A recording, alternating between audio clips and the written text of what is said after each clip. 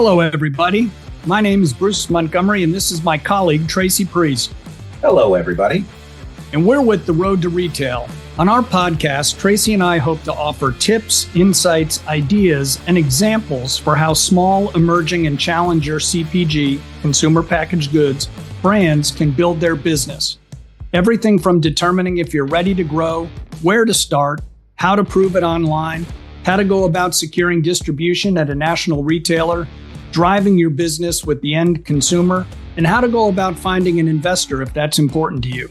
The bottom line is, we would love to help you be successful by highlighting the many important factors that go into establishing and growing your brand.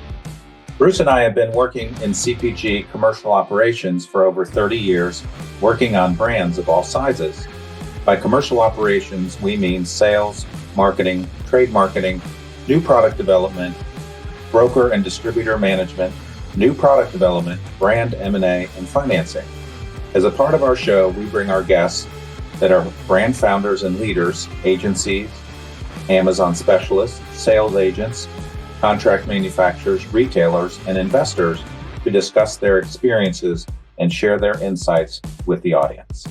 To keep up with the show, please subscribe to the Road to Retail podcast on Apple Podcasts, Spotify, or YouTube. Leave us a review and consider sharing the show with a friend or colleague that may benefit from the content. You can also check out our website to learn more at www.road2retail.com and follow The Road to Retail on LinkedIn. We would love to have you along for the ride. Hello, everybody, and welcome to the latest episode of Road to Retail. Welcome, Bruce. Good to see you today. Tracy, good morning. How are you, my friend? I'm doing great. We've got a great episode. It's just you and I today. So why don't you tell us about what we're going to talk about? You've been doing a little bit of traveling this week. Yep. Just attended the 2025 NACDS Annual meeting down in Palm Beach, Florida. A big industry function for the health and wellness industry. And we're going to talk about what we saw there. It's an excellent meeting. It's a great group of people. And I've been very fortunate to be involved in it for the vast majority of my career. But Trace, we have some other news first. Absolutely. So Bruce, tell us about our newest sponsor. Great. Our newest sponsor is Eagle Labs, and was able to spend some time with them down at the meeting.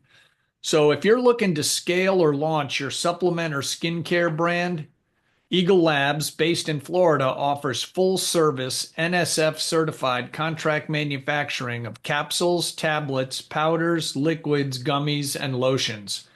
All of their manufacturing takes place in the USA. From R&D and formulation to packaging and fulfillment, Eagle Labs provides scalable, high-quality production that meets FDA and NSF standards.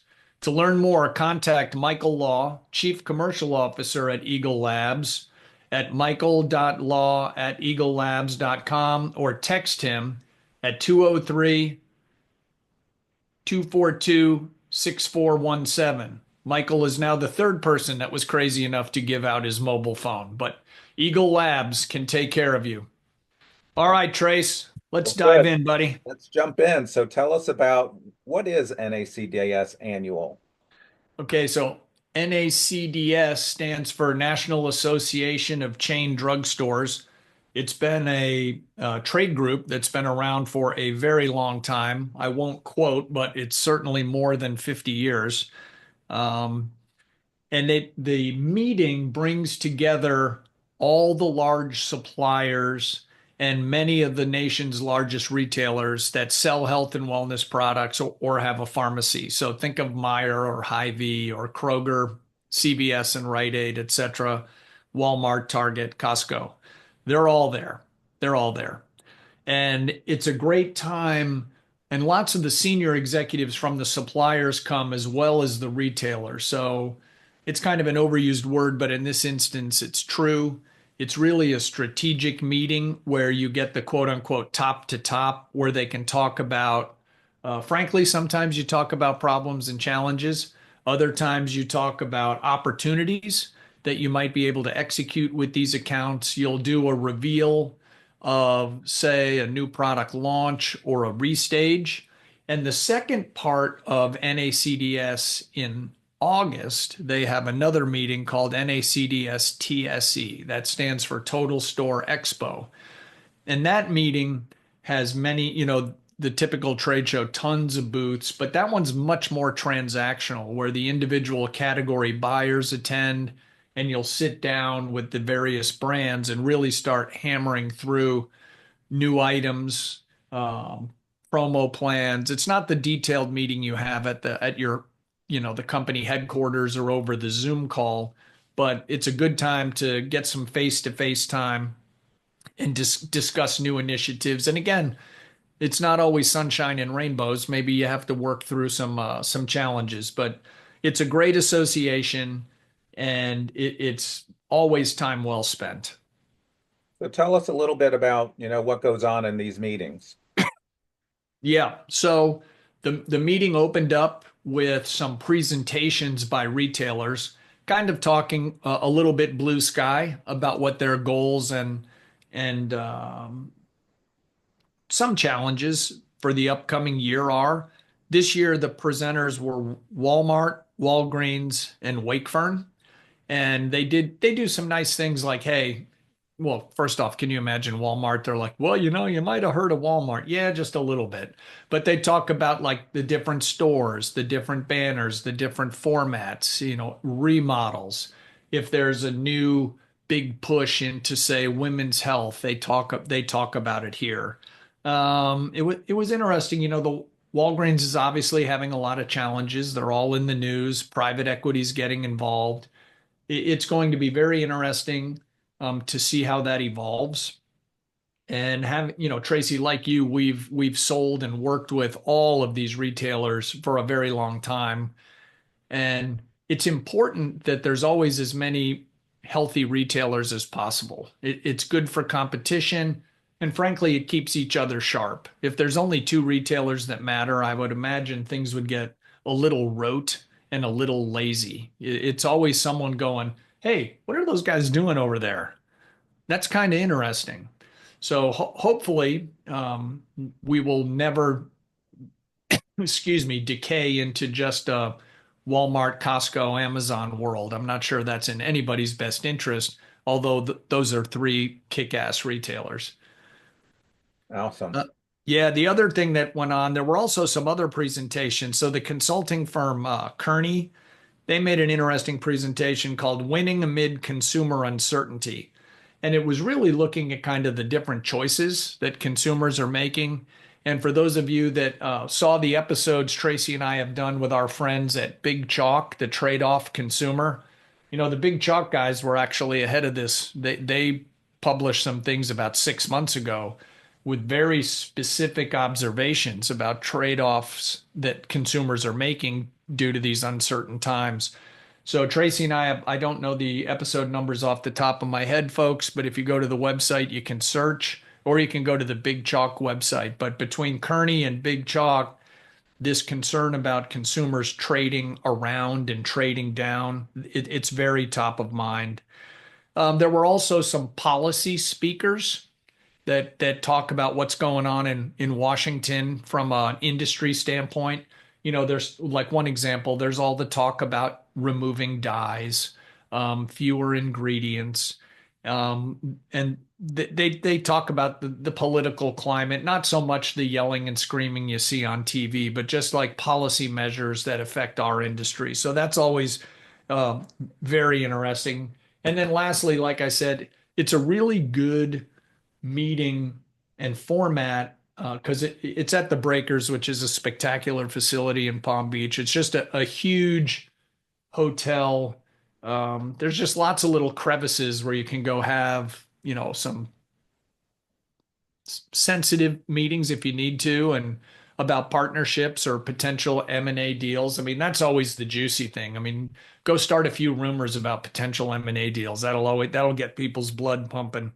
Um, it's interesting because there doesn't seem to be a lot going on right now, but there's rumors that there's some things that may be bubbling. And usually when a couple of things bubble and break, then more do. And so it's going to be interesting because I have a feeling there's a lot of people that are ready to transact, buy or sell, but for some reason, everyone might just be waiting for things to settle. No surprise, lots of tariff talks and hand wringing and people spinning in circles and worrying. Although a couple of senior folks, these men or women, I think had it best. They all basically said things along this line. It's another cost to manage. Mhm. It's another cost to manage. It, Right. it could change, and that's the frustrating part, if something changes every 20 minutes, but it's another cost to manage. For those that have worked in commodity industries like coffee, volatility of a commodity is nothing new. But this is a little bit different. Let's see, what else was there? Listening, all three chain drug retailers have challenges of various degrees. I mean, Rite Aid's financial situation is well known. Walgreens being taken private by Sycamore Partners is going to be something to watch. And CVS, while they reported earnings today that I think were pretty darn good, today is May 1, Tracy and I recording this, they've been under some pressure from the government for their PBM. So the three drug retailers all have some things that have their hands full. Let me see some other topics. It's always interesting to see these newer brands and products and companies. There's also entrepreneurs there offering new services. Like our old friends at Incremental, Sky Frontier, and Dave Pollitt, they've been on the show, but all these retailer media networks, that's another hot topic. And Incremental is a firm that can help you evaluate how you're doing in this new world order. But for those of you, we had Larissa Dannenberg on from MPG, and she talked about retailer media networks, as did Sky Frontier from Incremental. All these retailers for years saw Amazon and their ad platform growing 70% a year with 70% margins. And they were like, damn, I want to get some of that. The issue is Amazon has such unbelievable volume and traffic on their site that it pays off. Walmart Connect, that I've seen lots of instances where that gives you a positive return. Some of the other ones are a real jump ball, but it's important to these retailers as they try to build it out. And sometimes they are making new distribution and components of joint business plans that you have to participate on their retailer media network. So it's kind of the Corleone offer you can't refuse. Mhm. So you need to figure out the best way to do this.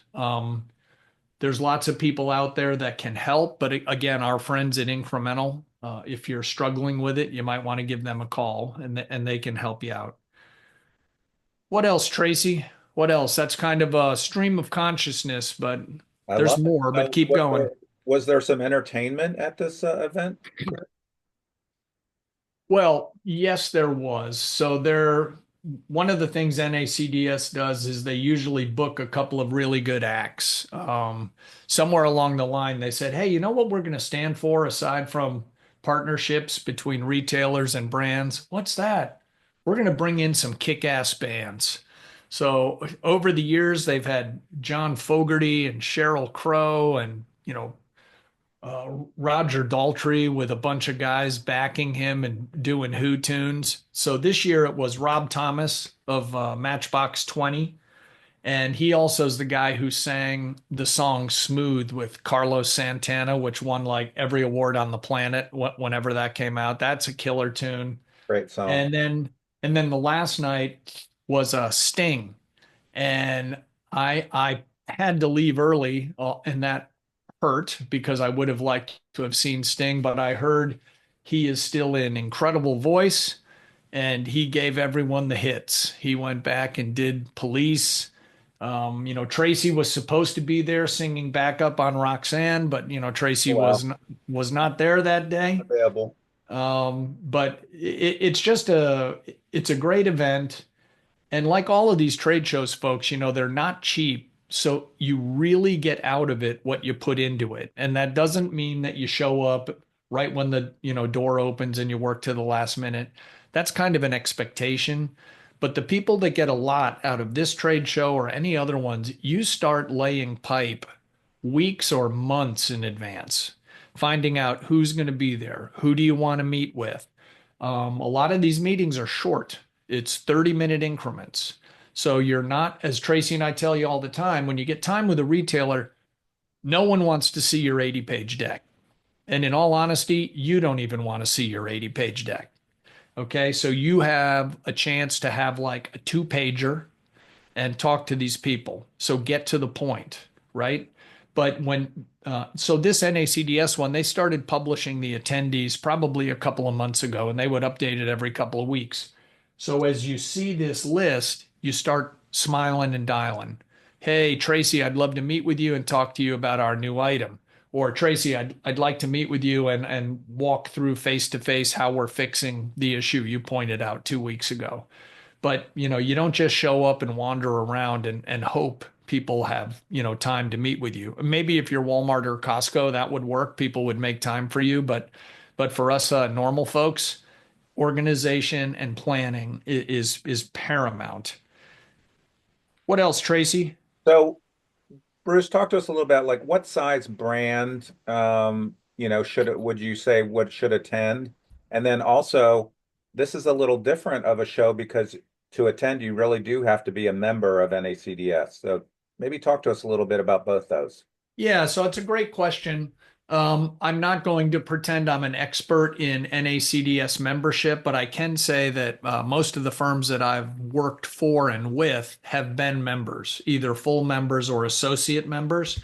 And I'm going off the website here, folks. So before any lawyer wants to sue Tracy because Bruce is inaccurate, on the website it lists membership to attend this meeting as a chain member was $3,300. As an associate member, $5,900. So folks, rewind the tape here a second. That's why we just said this is expensive. So you got to really be prepared and work the show. And that doesn't include your your housing, your travel, time out of office. So it's a significant commitment. Now, the members, if you're a company that has 4 or 5 brands, you're going to sit down and have your meetings with retailers and other suppliers. And who knows, if are you going to talk about all 5 or just whatever big initiative you have going at the time. So that's really up to you. Being a member, anyone who of any size, and I would say if you're probably doing $15 million in health and wellness or personal care, you probably want to be a member because the access to the people at this meeting and at NACDS TSE can really jumpstart your business. We've done some work here with Wayne Bennett of ECRM and Range Me, and they offer the same type of thing where you can go to a meeting and get a ton of time with people over the course of a couple of days. So what might take you half a year, and I'm not being a drama queen, to get 10 meetings with big retailers, if you really work, you're going to get those 10 meetings. Now they'll be short, but you'll get 10 meetings in 2.5 days here at NACDS. And if you're organized, interesting, and you have ideas that are going to help these retailers grow their categories, they'll give you more time later. So if you're a microscopic brand and you're on Amazon only doing $2 or $3 million, this might be a bridge too far, just expense wise. But sometimes you can get into these meetings through suppliers of yours. They might be able to help you get a badge for a day. And NACDS, CHIPA, sometimes these groups are somewhat flexible because if you're thinking of joining and you have the wherewithal to actually join, they may comp you. I don't know that for a fact, but they might say, hey, why don't you come down for a day or two and see what we have going on here? And then they'd probably follow up and bring like 10 pens to your office so you could fill out the check and join the membership. What So, else, Tracy? I think it's just a good meeting, lots of people. And the other thing, folks, it's not just brands and retailers. There's distributors there, there's brokers there, There's contract manufacturers there. There's package design firms. There's agencies. There's IRI and Nielsen are there. I mean, almost all the tools that can help your brand go are walking around at this meeting. So it sounds like it's really a top to top meetings, and it's also you're there just laying the groundwork for your future endeavors. And then TSE that's in August is more of a trade show that people would be used to of having a booth and having buyers come by and try your product and things like that. Is Yeah, that I mean, one of the ways that we used to use this meeting when I was in operating roles is we would lay the groundwork with, say, the senior merchants or people at retailers and take our half-hour meeting with them and get them interested, give them very little to take back, or we'd email it to them. And the hope was that when they debriefed with their staff of buyers, that senior merchant would go, "Hey, you know what? I saw a few interesting things here," and they would talk about them so that when TSE was getting close and you start trying to build your schedule of appointments, the actual buyer who was briefed on this initiative by their senior manager, you get to TSE, then you can sit down and talk about this new item launch or a restage or this, killer promo that you've signed up to sponsor March Madness next year for men's and women's basketball. So Tracy, you're exactly right. You lay the groundwork and plant the seeds here, and then you harvest at TSE. that's great. Love it. Love it, love it, love it. Well, great. Well, this has been a great episode, Bruce. Thanks for sharing your travels this week and talking about NACDS. So you want to maybe talk a little bit, mention our newest sponsor again.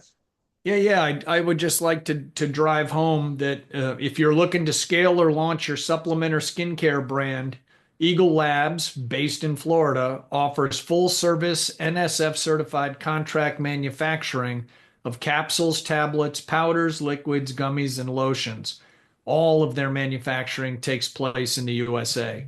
From R&D and formulation to packaging and fulfillment, Eagle Labs provides scalable, high-quality production that meets FDA and NSF standards. To learn more, contact Michael Law, Chief Commercial Officer at Eagle Labs at michael.law@eaglelabs.com or text him at 203-242-6417. Michael is a super guy, and he and his team will take care of you. Awesome. Great. Great episode today, Bruce. It was great seeing you. Audience, thanks for joining us today. Look for this episode very, very soon. And please continue to follow us on Spotify, Apple, and also our website, www.roadtoretail.com. And thanks again. Good to see you, my friend Bruce. Take care. Good luck out there, folks.